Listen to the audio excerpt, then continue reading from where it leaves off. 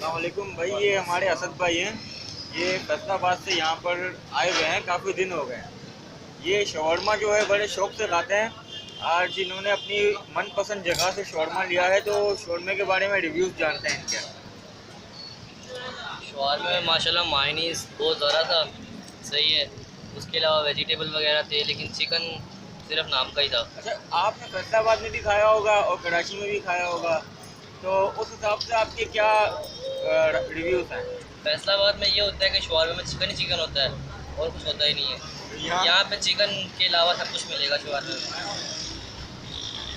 तो भाइयों, अगर आपके नज़दीक या अगर आप खुद भी शवरमे का काम करते हैं तो बड़ी मेहरबानी कोई अच्छी जगह रिकमेंड करें।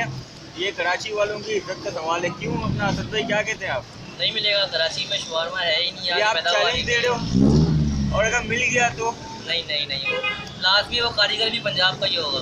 ओए होए, क्या बात है भाई, क्या बात है।